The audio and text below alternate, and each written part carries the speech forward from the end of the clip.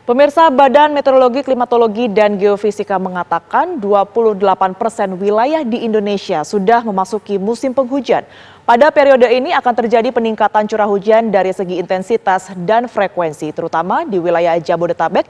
Dalam sepekan ke depan, wilayah Jabodetabek diprediksi akan terus diguyur hujan dengan kilat atau petir. Berikut perakiraan cuaca yang disampaikan oleh Rifda Novi Karani, Senior Forecaster BMKG.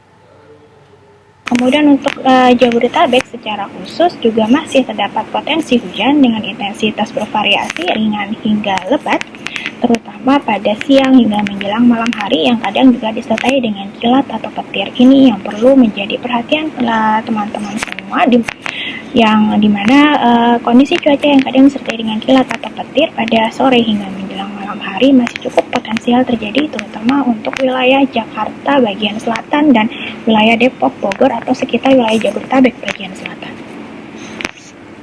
Dan untuk mengetahui perakiraan BMKG mengenai akan terjadinya cuaca ekstrim selama sepekan ke depan, kita akan langsung tanyakan kepada Deputi Bidang Meteorologi BMKG, Bapak Guswanto. Selamat pagi, Pak Guswanto. Selamat pagi, Tiara. Iya, sehat Pak? Sehat, alhamdulillah. Ya Pak, kita ketahui belakangan ini memang cuaca Jabodetabek ini sering dilanda hujan seperti itu ya. Nah ini untuk prediksi sepekan ke depan katanya akan dilanda hujan lebat. Nah ini seperti apa detailnya Pak Guswanto?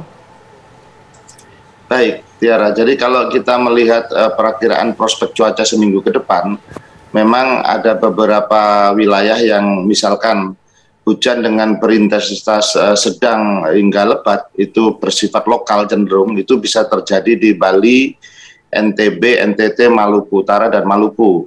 Sedangkan potensi hujan yang sedang hingga lebat bersifat lokal juga cenderung terjadi di beberapa wilayah yang lain.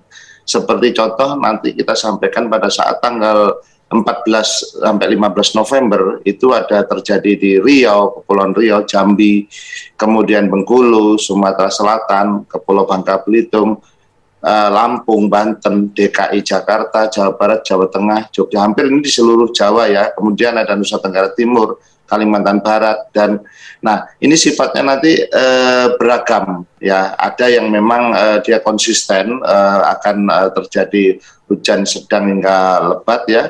Kemudian ada juga perubahan nanti di tanggal 16 sampai 18.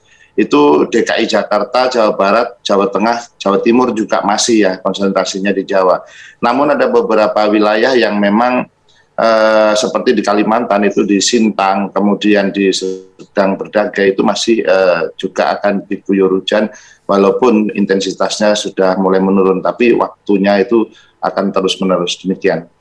Tapi artinya seminggu ke depan meskipun dilanda hujan yang cukup lebat seperti yang tadi Pak Guswanto katakan, ini belum puncak ya Pak. Prediksi puncaknya sendiri kapan Pak Guswanto? Jadi kalau kita prediksi ya, sebelumnya mungkin saya sampaikan, tadi disampaikan oleh Mbak Tiara di awal bahwa di bulan November ini terjadi penambahan jumlah ya wilayah yang mengalami curah hujan 28%. Maka kalau kita total pada bulan November ini sudah 87,7% seluruh wilayah Indonesia. Nanti di Desember itu menjadi 96,8%. Nah, nanti kita memprediksi secara umum puncaknya itu di Januari hingga Februari ya. Tapi ini tidak sama wilayahnya. Seperti kita lihat di Riau, Pekanbaru, itu mengalami puncak hujan di Desember, Januari. Jadi lebih awal seperti itu. Ada nanti yang terlambat, misalkan di Februari. Tapi secara umum, puncak musim hujan itu diperkirakan adalah Januari dasarian 3 sampai Februari dasarian 1, 2022. Puncak perkiraan seminggu ke depan untuk cuaca ekstrim ataupun hujan ringan ke hujan lebat ini terjadi di pemukiman atau gunung atau wilayah lautan Pak Guswanto? Jadi kalau kita melihat ya, ini sebenarnya merata ya, tidak melihat daripada gunung, lautan, dan di daratan ya.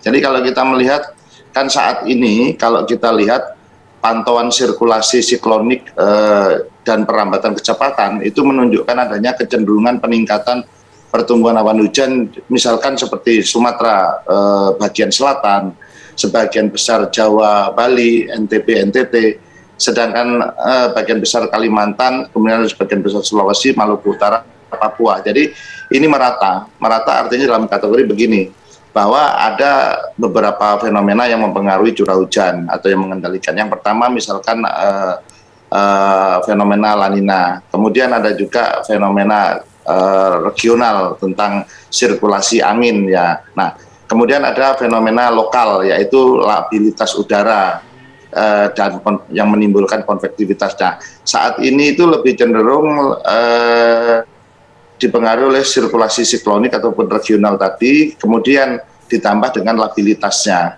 Nah, ini yang kita sampaikan tadi di awal, cenderung lokal ya, demikian. Baik, terima kasih Pak Guswanto, Deputi Bidang Meteorologi BMKG atas waktunya telah bergabung bersama Kabar Pagi TV One. Terima kasih Pak Guswanto. Ya, terima kasih Tiara, salam sehat selalu, selamat pagi.